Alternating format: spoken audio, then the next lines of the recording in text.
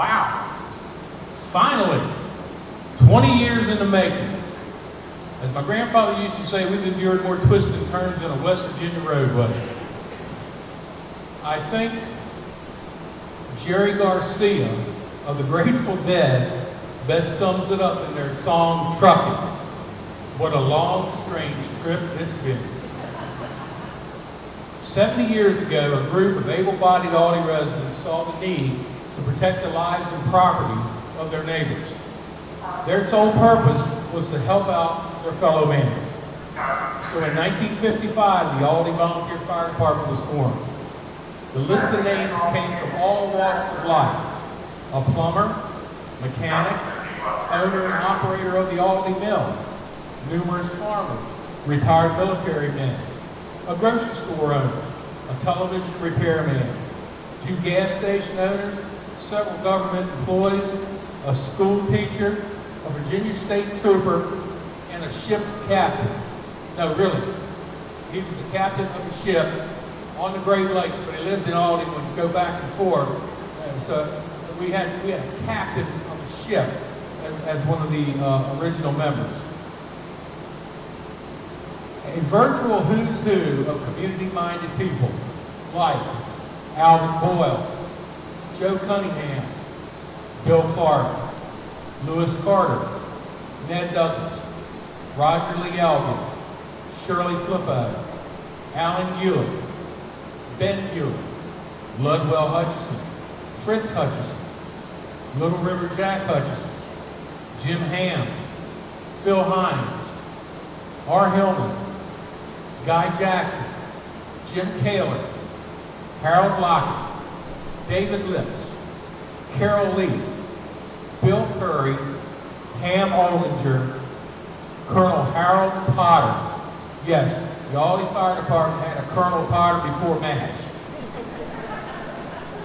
Merle Lee Partlow, Paul Robert Partlow, Harold Palmer, Chubby Pearson, and Jim Peters. A.M. Rhodes, Clint Stafford, Richard Sutton, Pop Tyler, Peanut Tyler, Jim Tyler, Paul Trineri, Fast Turner, Artie Tremble, and Herman Wright. We are here today because of these original pioneers.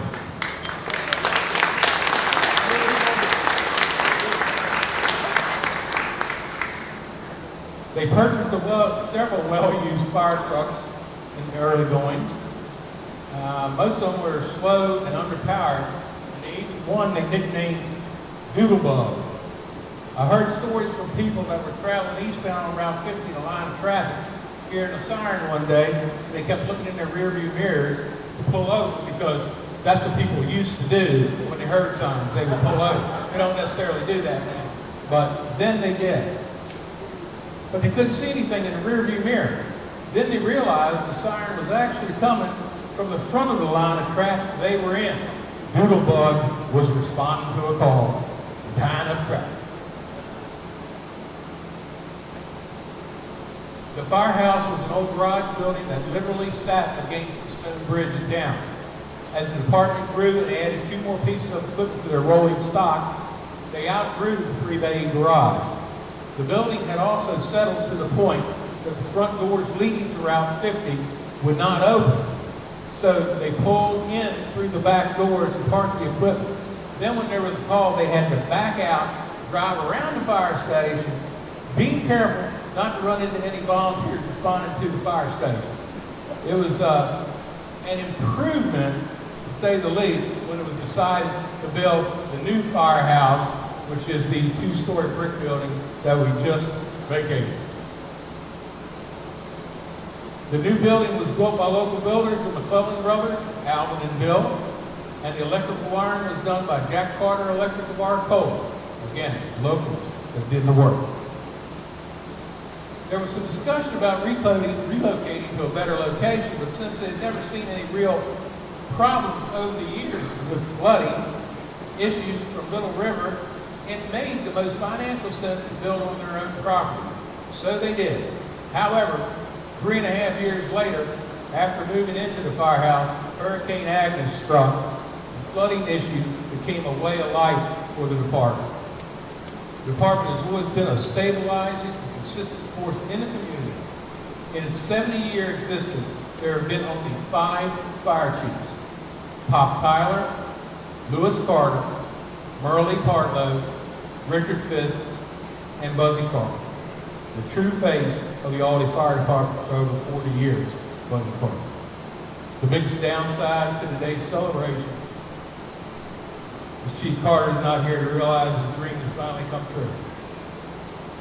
Now, there are a lot of events as well as stories that occurred over 70 years. Numerous fundraisers that were held, annual auctions, turkey oyster dinners, fire department carnivals and parades. A quick sidebar, we actually would shut down Route 50 from Snickersville Turnpike to the elementary school lane for over an hour and a half on a Thursday night to hold a parade. Sometimes as many as 50 and 60 fire trucks, marching bands, and majorette groups. Can you imagine having a parade through the middle of Aldie today? Well, maybe if you sit in traffic in the morning rush hour and evening rush hour, it's kind of like it is a parade. I could share many more stories, and I gladly do after the dedication. Consider not all of them actually fall into PG category, if you know what I mean. I do, though, on behalf of the fire department, want to thank the Loudoun County Board of Supervisors, in particular Chairman Phyllis Randall, our Little River District Supervisor, Laura Necroni, Loudoun County Administrator Kim Hendry, whose hair was much darker when this project started out, like mine, and past fire chiefs, or past county fire chiefs, the 2 Keys, Chief Brower and Chief Johnson, and current Chief James Williams. James, we look forward to working with you in the future and look forward to the great things to come under your administration. A big thank you to the various fire and rescue staff who have worked diligently over the years to bring this project to fruition. Our career staff who ensures each emergency is answered in a timely and professional manner. And last but not least, the Thomas DeLashman family for providing this location that we dedicate today. To quote the old saying, the third time was the charm, and in this case, it has been. Thank you for taking the time to share this day with us and for your continued support.